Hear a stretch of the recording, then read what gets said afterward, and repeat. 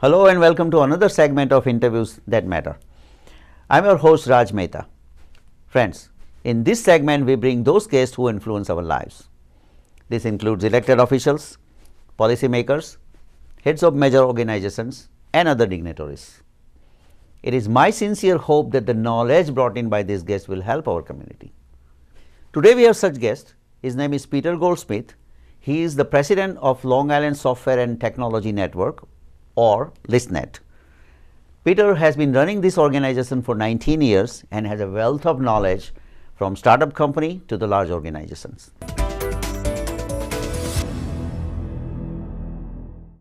Mr. Goldsmith, Hi. thank you so much for coming here. My pleasure. Really My pleasure. appreciate your time this morning. Thank you. And Thank you. welcome to the show. I really enjoy being here. Thank you. So as normally what we do is we introduce our guest first. Like we want to know about you first before your current, what you're doing currently. Sure. But before, you grew your beard and how did that beard came about, that kind of thing, So let's talk about you.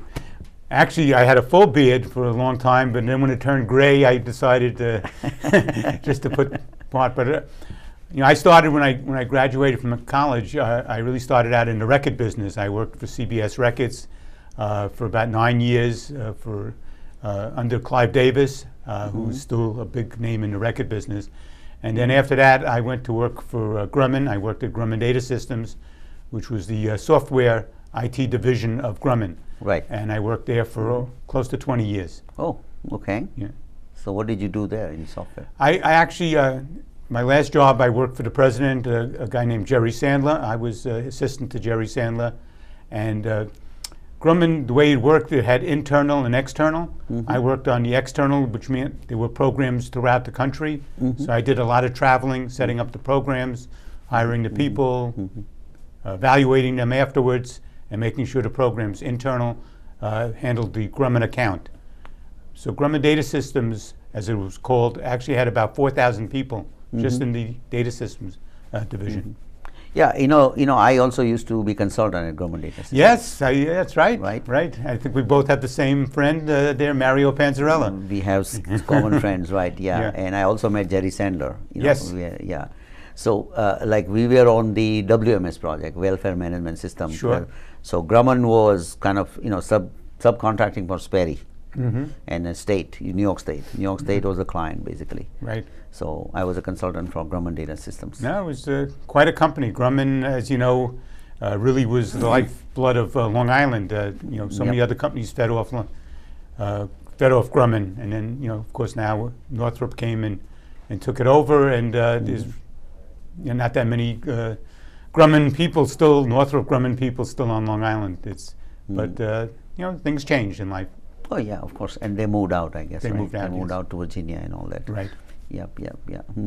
What was your the most interesting, in your career of 20 years at Grumman? What did you excite? What was there something exciting that you still remember? Well, the thing that excited me, I really enjoyed working in Huntsville, Alabama. Oh, there was okay. The Marshall Space Flight Center was there. We had a big program there, and I did at least 2 or 3 times a year. Went down there. The first time I thought, wow, Huntsville, Alabama is going to be a small, little, sleepy town. It is an exceptional town with every large company has a headquarters there, from IBM, you name it. Right. And the Marshall Space Flight Center is unbelievable. And they also had Space Camp there for the kids. Right. So to me, that was the most enjoyable. I loved the food there, the whole community. So going to Huntsville, I also spent time at Kellogg's, Michigan, where Kellogg's cereals started. But Huntsville was that was the one I really enjoyed the most. I think we have a lot of things in common, which we are kind of discovering now, because I was in Huntsville also. Oh, I was in Huntsville, Alabama on a NASA project. So we were on a Sperry side, Sperry and Burroughs. They were basically benchmarking for U.S. Air Force. So you know what I'm saying? So I was also on a NASA United Space Boosters, USBI project over there. So yes, I lived there in Huntsville for almost 6 months. So you know what I'm saying? What a great town. I know exactly. Greenbrier Fish Restaurant was my favorite restaurant there. No, Catfish. Okay. But Huntsville, Alabama was, like you said, it was a really top tech town. Right, right. Very yeah, much in the so. south. Right, I Yep. agree. Yeah, yep. And I was there for 6 months, and I also like. I mean, we had a very exciting project ourselves. I worked on that project very nice. Yeah, I mean, we yeah. enjoyed it over there. But now it has grown. By the way, Huntsville has grown. Oh, a lot I can now. imagine. Yep. Yeah, I can imagine. As you said, that a lot of major companies are already Yeah, there. they all had all big have buildings there, big very buildings over progressive there. town. Right, right, right. Yeah, yeah. Okay. So after Grumman, what happened? Well, what happened, as I mentioned before, Northrop came in and bought Grumman. Right. And I realized that Grumman was going to slowly fade from Long Island, unfortunately. And so I left. I took what they call an early retirement. Okay. And I left Grumman. And what happened, they started a project called Project Long Island. Okay. Because they realized the high-tech jobs were going to be leaving with Grumman fading out. So we said, what high-tech industries are on Long Island that we can support and grow Right. to keep the high-tech jobs on Long Island? One of them was software and IT. Right, right. So from that, when we reported back to the committees, ListNet, the Long Island Software and Technology Network, was formed about 19 years ago, in May of 1997.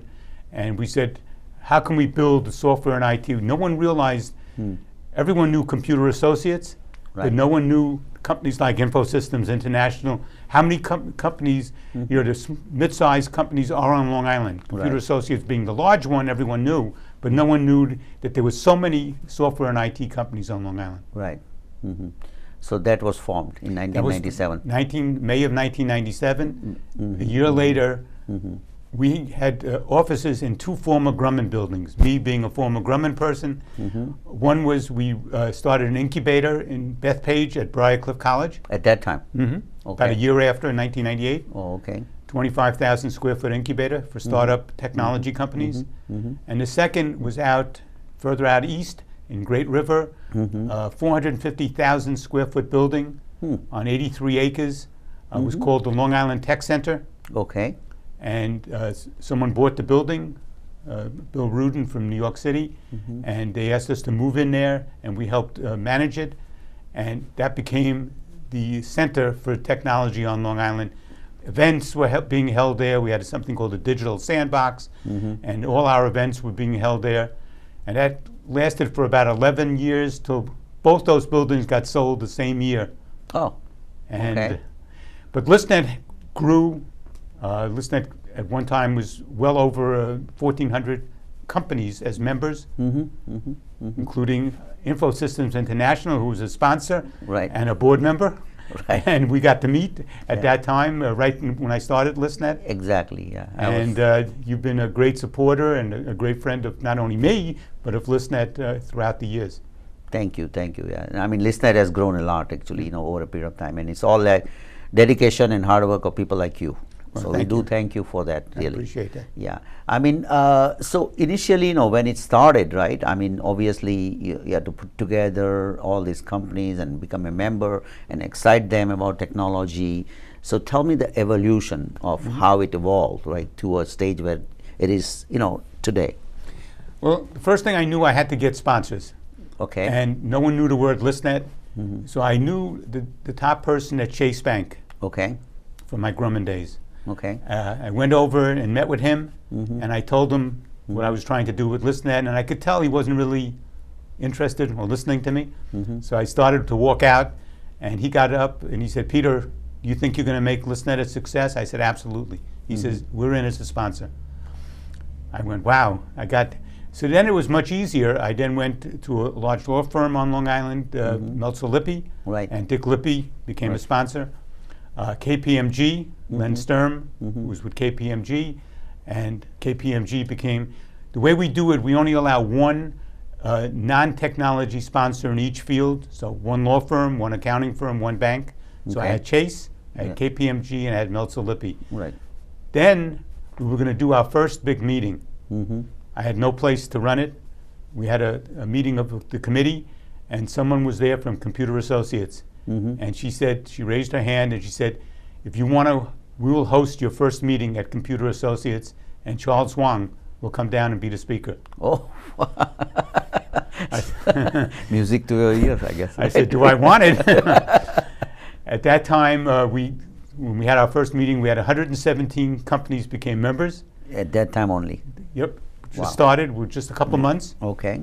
And we met in the auditorium at Computer Associates. Unfortunately, Charles had a phone call, special conference call. So a guy named Ray Zhang Wei, who was their senior vice president, came down and spoke. And then, as I told you, the tech center happened, and the incubator, and we did job fairs and tech trade shows, and we kept doing. Our big event is called the Lisa Awards and Long Island Software Awards. Right. InfoSystems International has been a winner many, many times. Right. And so we used to do the events out at the tech center. When that got sold, we moved to the Garden City Hotel, and we did all our big events, which is Long Island's premier hotel. And ListNet just has kept evolving. We helped with other people form co-working places here on Long Island, and we're in the process of doing something right now that could be very interesting. So let's say, for example, a company becomes a member of ListNet. I mean, what kind of help, or how do you get them involved? Or I'm just kind of, what do they get out of ListNet membership? Well, instead of committees, we have what we call SIG, special interest groups. So we have about 15 special interest groups. Okay. So anything from a user group to a women in technology SIG, anything we do is technology. Everything is technology driven. So they get to know about all these SIG meetings. We also have a CEO group, which 16 CEOs get together and bounce things off each other. I have a CIO, Chief Information Officer, group with about 40 CIOs from all the major companies, Henry Schein, PC Richards, Sleepy's. So that we do an online newsletter that tells about all our upcoming events. Right. The biggest thing is I don't compete with anyone, so I bring people together. Okay. If I think two people should meet, Right. we bring them together. We also helped form about 4 years ago the Long Island Angel Network. Okay. Angels, for your viewers, are people who want to invest in startup technology companies and don't know where the companies are. So we created a network of people with money who listen to pitches and listen to these companies and then possibly invest in these companies and help them grow to become the next InfoSystems International, hopefully, or next Computer Associates. All Computer Associates, right. What is the process for Long Island Angel? Let's say, for example, somebody has an idea, right? And they want to do something. They have a great idea. Right. They present a business plan. Okay, so they create. We have an online news, an online website that they put the business plan on. We review it. If we think it has merit, we then meet with them. They then get to pitch before we have a board of 16 people are on the Long Island Angel Network board, including 4 venture companies. Okay. Leaders of 4 large venture companies on Long Island. And they then get to pitch before the Angel Network. Right. If someone on the board is interested, they become the lead person, and the company then, depending on how much money they're looking for, it's then a process. And some companies, it's not an easy one because everyone thinks their idea is the greatest and wants money, and people who invest are only interested in making money. Right. So what about, it's like there is an amount, right? I mean, this is like an angel network is basically, it's for the startup, a small amount, rather. It's, the amount goes from, I would say from like $500,000 to $2 million. $500,000 to $2 million?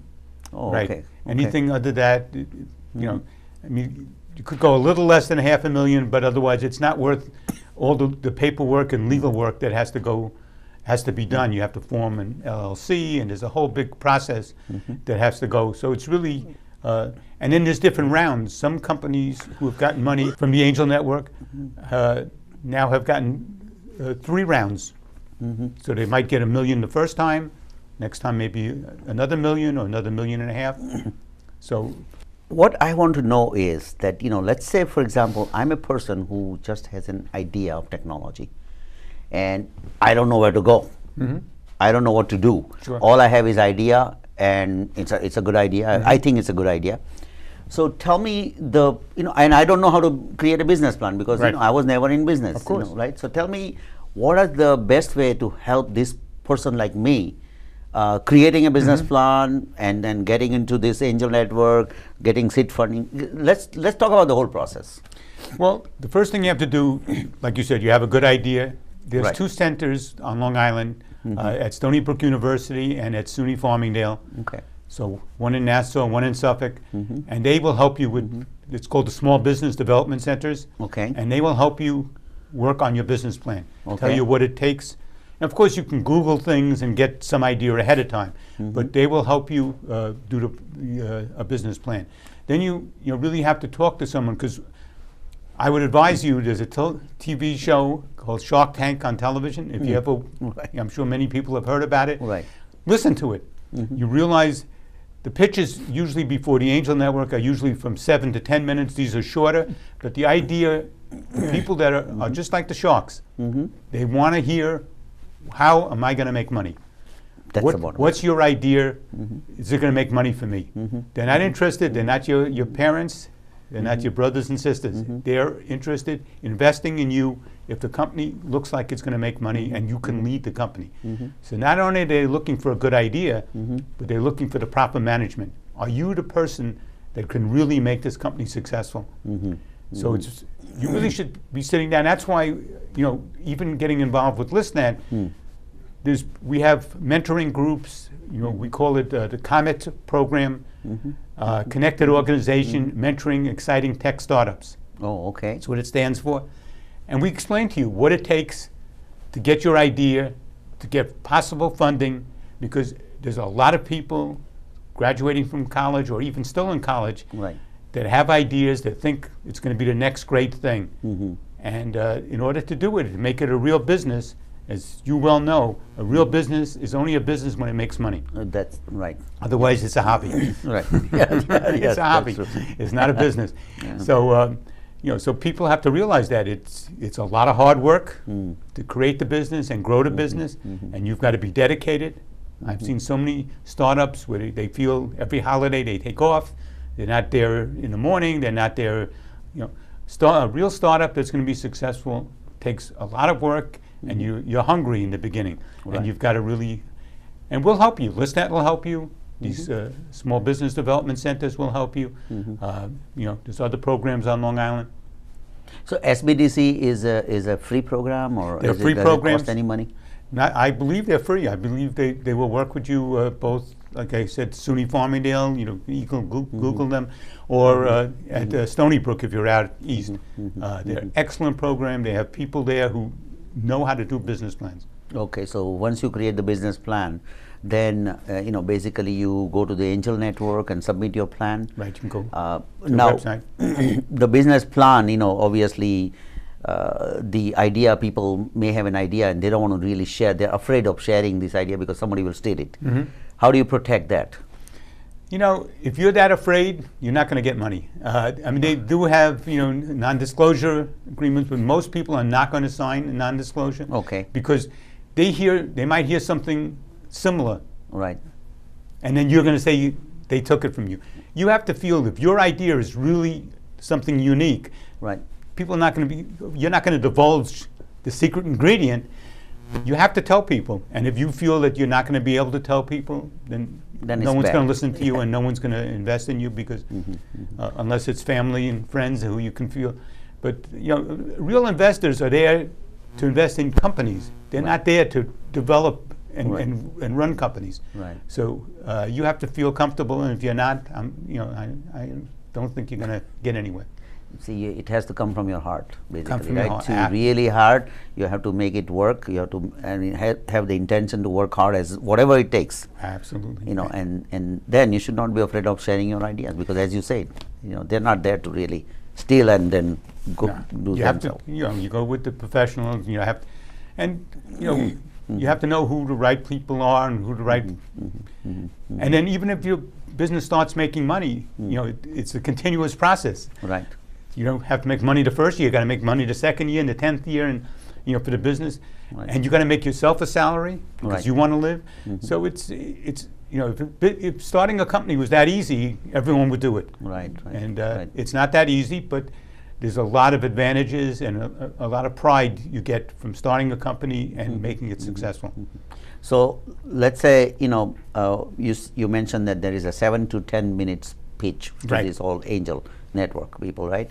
And someone is interested in investing, and it could be like you may need a $2 million, let's say, Yeah. and but they say, oh well, I'm not going to give you $2 million. I'm going to give you only $500,000, whatever.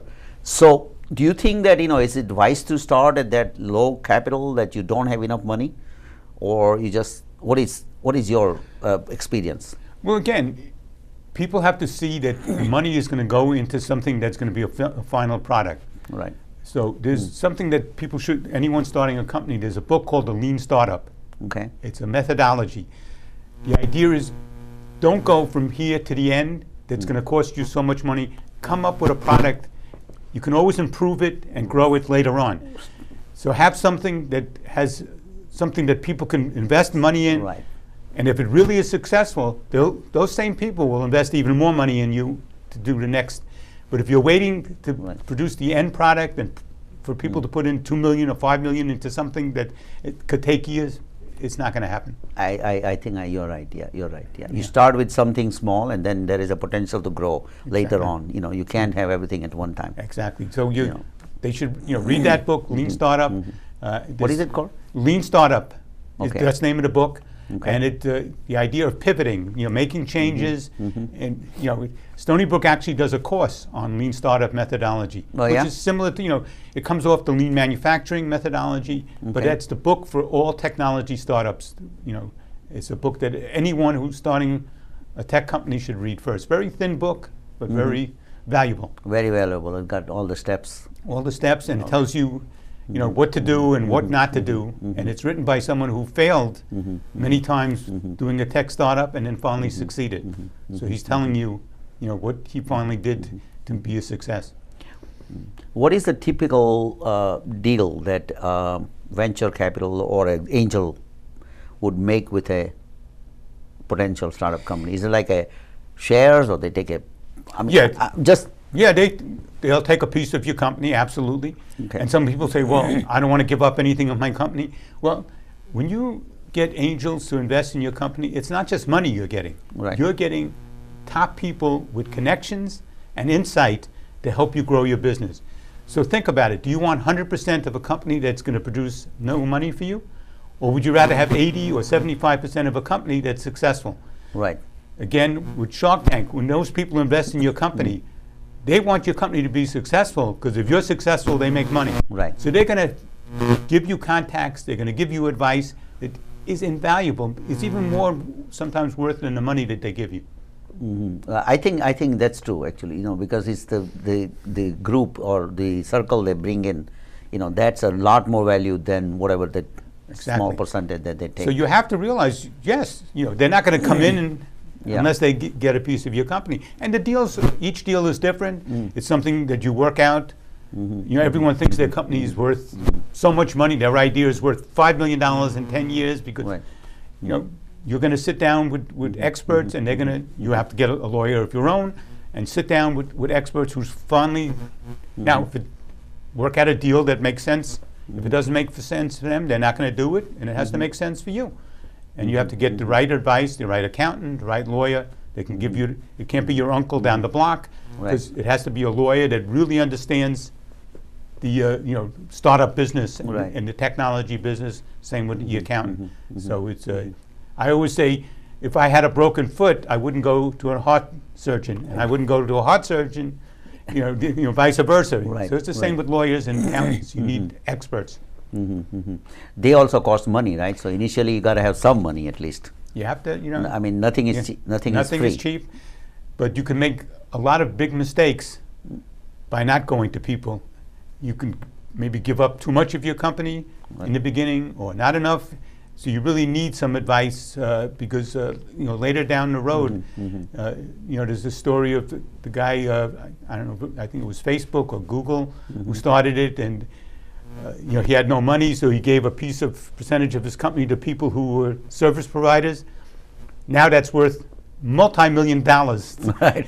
if they held on to it. So you have to, but you have to give up something because no one's going to help you unless they get something out of it too.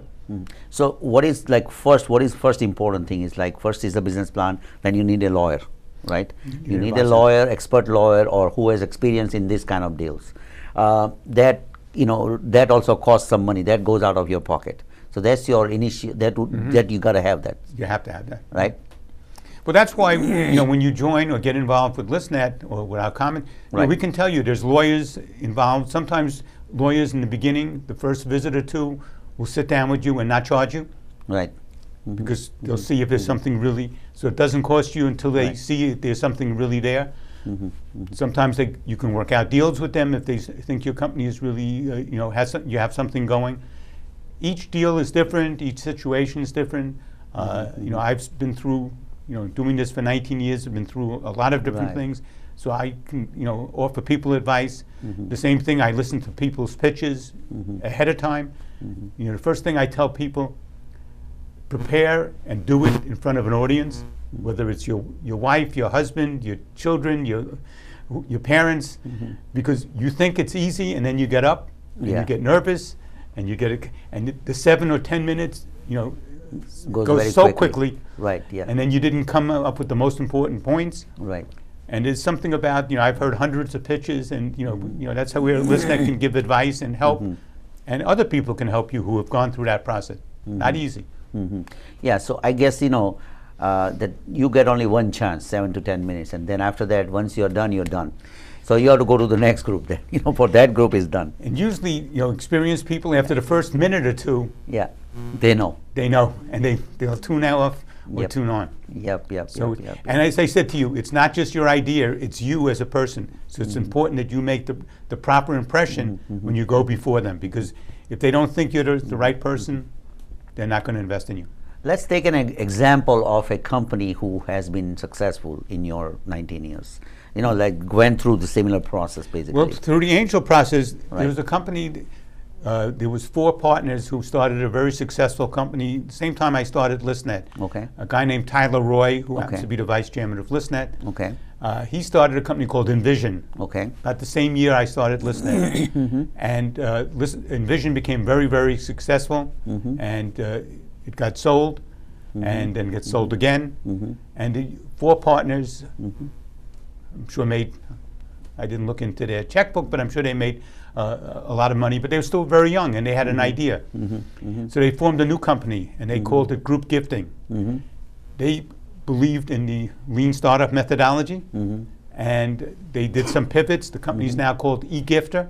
They've gotten 4 rounds of financing from the Angel Network. They went before the Angel Network the first time. I forgot now, it was under $1 million. They got, the company is really taking off. Tyler and his team also run one of the launch pads in Huntington, which is very, very successful. I just was there last night. They had a pitch night, which is that's a good recommendation.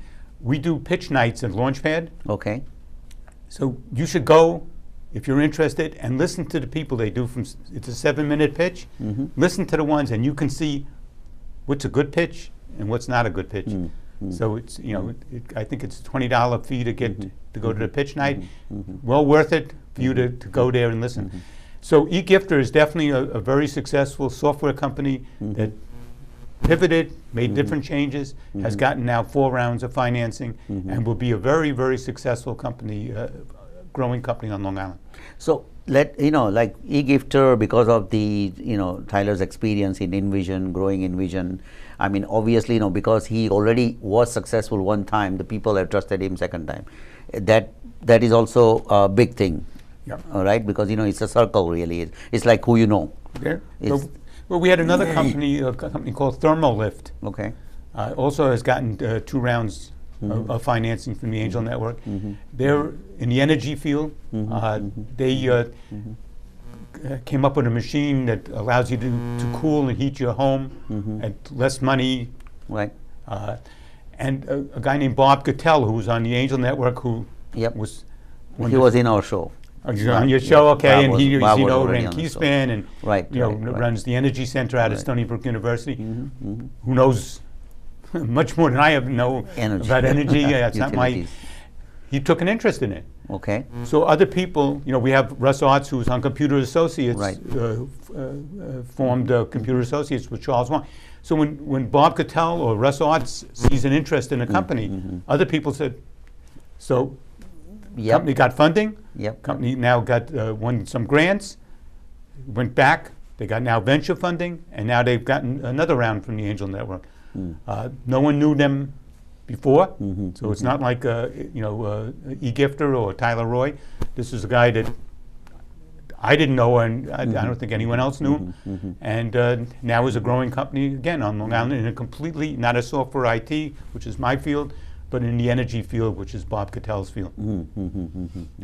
So it's important to get one important person, in your group. Well, so as I that- said, one person on the board has to say, Right. I'm interested, and it has to lead. Right. Yeah. Yeah. Yeah. And the that charge. that is not easy to do. That. No. Right. But if you have, we hear hundreds of pitches. You can't. Some are interesting.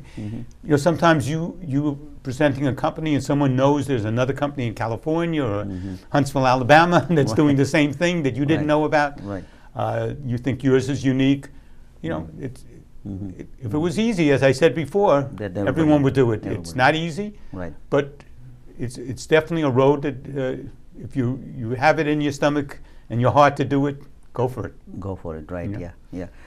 Any example that you can see that where company started, got funding, and failed, and why they failed? From the Angel Network? Yeah. Anything. Yeah. I mean, in your. Yeah. Many companies fail. There's more failures than successes. It's like restaurants. People talk about restaurants. How many people start restaurants? How many are successful? Right. The same. I told you I was in the record business. Right.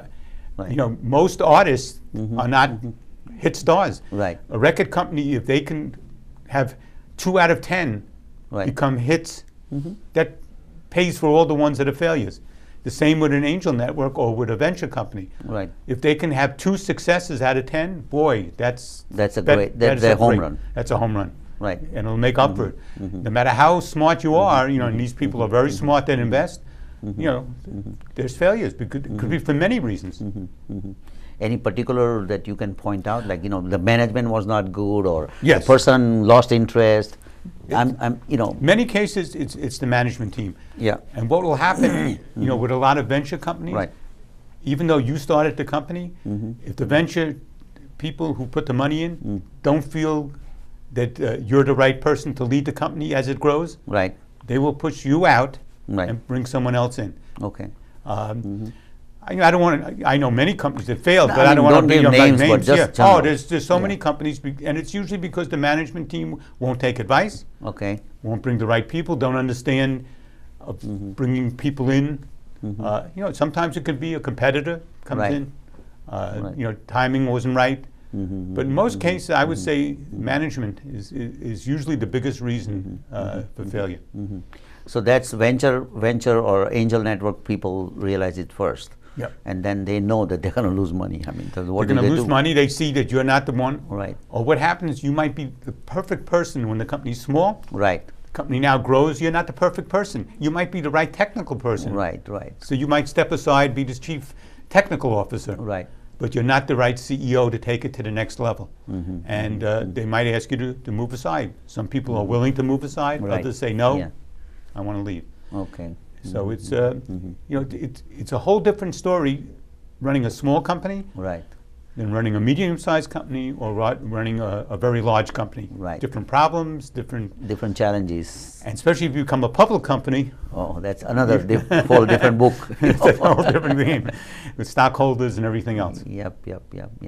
So you have this CEO group, right? You said there Yeah. are like about, what, 40 CEOs? There's how many 40 CIOs, there's about many? 16 16 CEOs. Yeah. Right? And they meet once a month Okay. and they become like a board for each other. Right. CEOs, even though they have very good people working for them, but only other CEOs know about the problems they have to being the top person. Right. So we bring these 16 CEOs to get together once a month, very informal. bring in dinner, you know, and they just talk to each other. You know, I have this problem. Did you ever have this problem? Right. Yes. Here's how I handled it. Here's my concern. Can I show you? I'm about to make this next step. What do you think? And they start trusting each other. They've been together for many years, and they start. Let me show you my business plan for next year. Can you give me some critique on it? Right. And it becomes like a board. We don't charge. They don't pay. The only cost is every CEO sponsors a dinner. Oh, okay. And it could be pizza. You know, it's nothing. Nothing fancy. Nothing fancy, and so it's all part of the being part of ListNet, and the companies really get a lot out of it. So anybody can join? Anyone? Any Well, you have to be a CEO. certain level. Yeah, I mean any CEO can Yes. join. Any company CEO said, okay, I want to join this SIG group. Well, it's a CEO council, we call it, and they can join. If you don't, the other CEOs have to agree because they don't want a competing company. Okay. So, mostly companies are not competing because again, they're divulging information about their company. Right, yeah. So they want to make sure. Trust is the Trusting. key, right? I mean, trust Right. is the key. I mean, you can't trust Exactly. like day one. Exactly. So, but we've never had it. No one's ever been refused, and it's become it's a great vehicle. The same thing with our CIO group, which is CIOs. Whether you're a CIO for a college, Yep, a manufacturing company, right. or a PC Richards, it's still a data center, and it's Right. still the same problems. Right, right. So they too. I'm about to bring in Oracle. You know, have you ever had any experience with it? Yes. Here's what we've done. I'm about to bring in the security system. What do you think about this? And they bounce ideas off each other. And we've run this for about 10 years. It's run by the CIO of Henry Schein Oh. and the CIO of Nature's Bounty. Okay, okay. And so the group, they meet once a quarter. Oh, they meet once a quarter. Once a quarter, CIOs. CIOs, they're busy.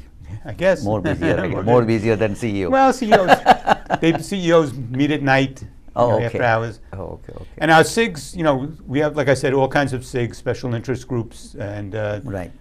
some meet, once a quarter, some twice a year. Each one's a little different.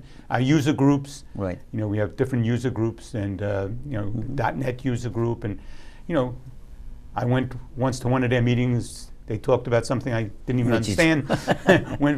But the people who understand it, and they bring in SharePoint and all that stuff, we have all kinds of user groups. So ListNet has existed for 19 years. Right. It consists of myself, Peter Goldsmith, as you said, and Paul Trapani, Right. who also has his own consulting company. I have a board of 45 people. Oh, okay. Thank you for being on that board for so many Okay. years. Thank you. And so the board really gives me the advice and the counsel. And our vice chairmans are Dean Yaakov Shamash from Stony Brook University. He was also on the show. He's also on the show, Right, and Tyler Roy. But all our CEOs are from some are CIOs from big companies, and we have from North Shore LIJ, and our mid-sized CEO from tech companies, and it's invaluable. And we try to do what's right for Long Island, and to help. Our whole purpose is to have Long Island be recognized as a center of excellence for technology, Right. and to help technology companies grow on Long Island. Our slogan is "Grow with us." That's my purpose. ListNet's here to help companies like yours grow on Long Island, stay on Long Island, hire more people, hire our young people as they graduate from college, and produce high-paying jobs on Long Island. Very good. I'm really impressed, and I know your hard work, and I know you're dedicated to ListNet and growing technology companies. I can testimony for that. Well, so, thank you. It is. I know you for a long time, and I know you the way you do things. So appreciate your help on Thank you. everywhere. Let me ask you this: that obviously technology is one thing, but then biotech and nanotech, and do you kind of form relationship with the other side of technology like nanotech or biotech? They are also growing fields, Right. and they're also trying to grow in Long Island. There was an association for the life sciences, but it's no longer around.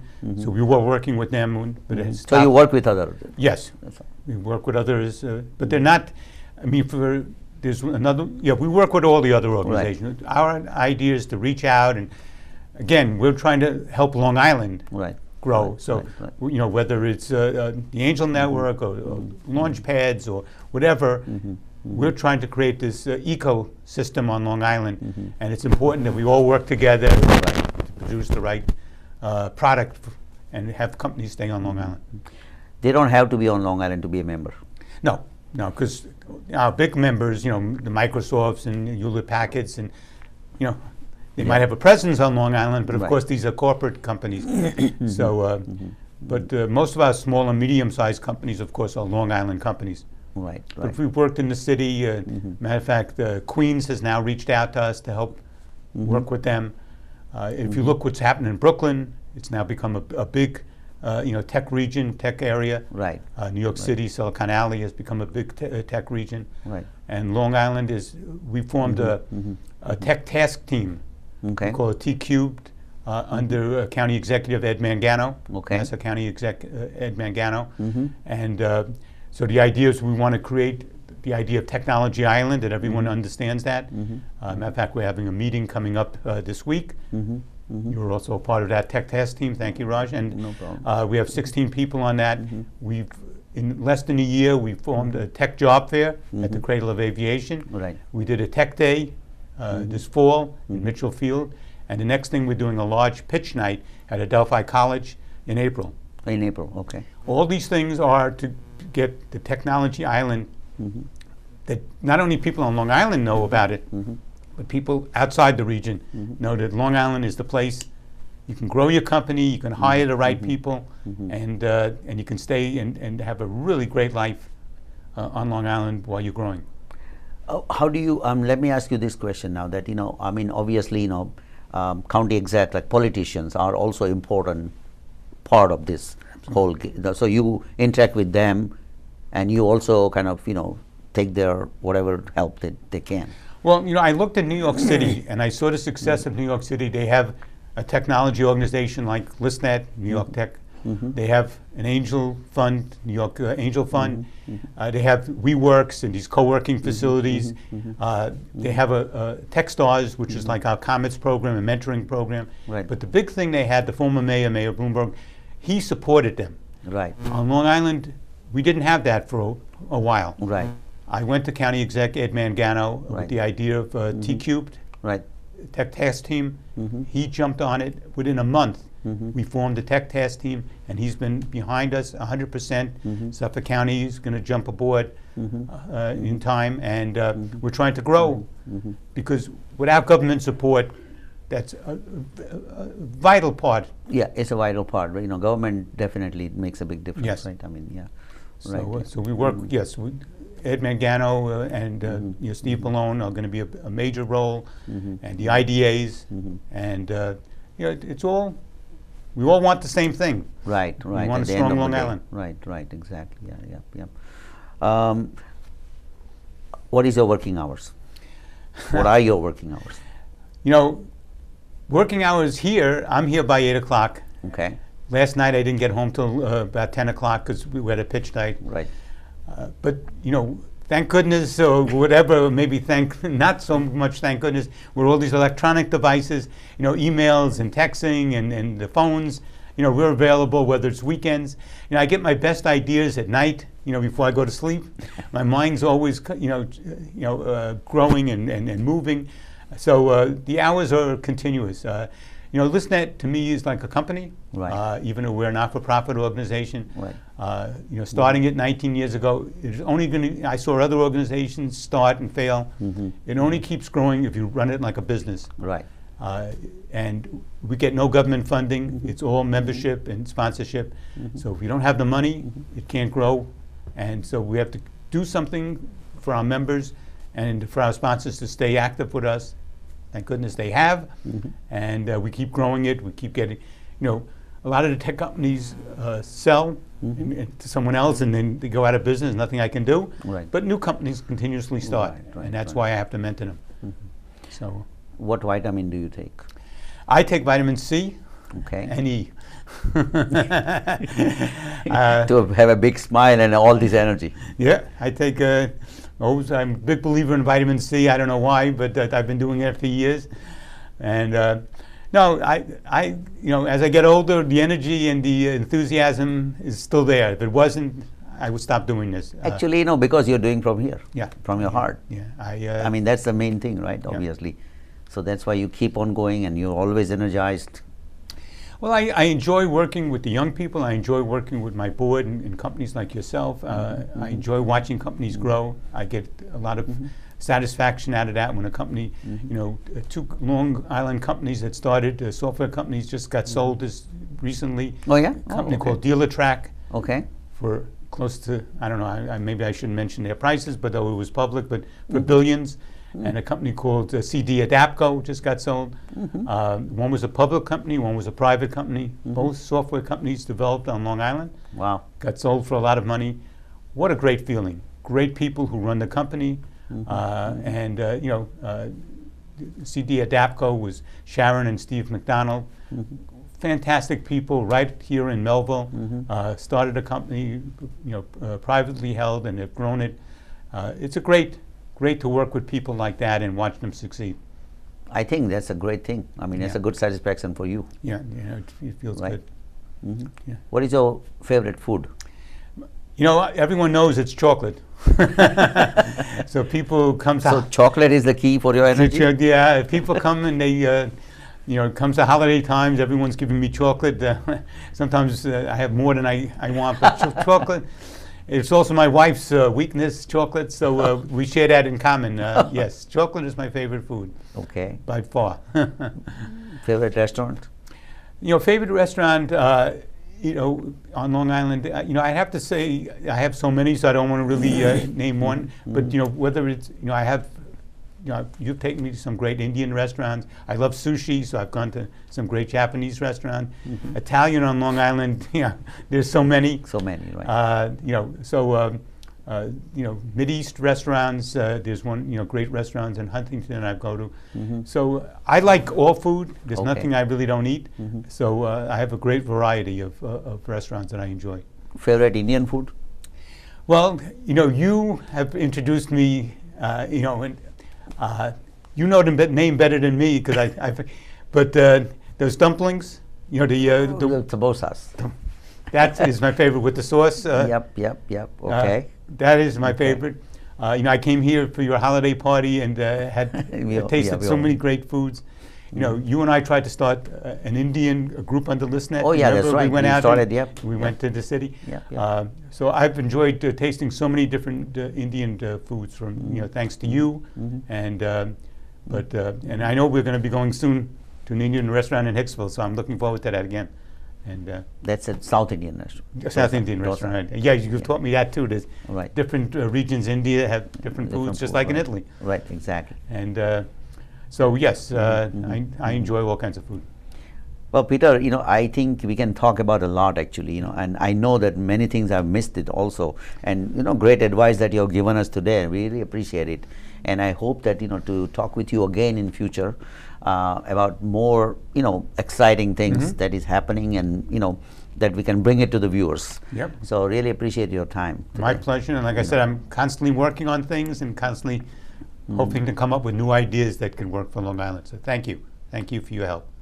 Thank you for joining us today. If you have any questions, comments, you can email me at rajmitv@gmail.com. That's again rajmitv@gmail.com. You can watch our prior shows on YouTube at youtube.com/Infosys International.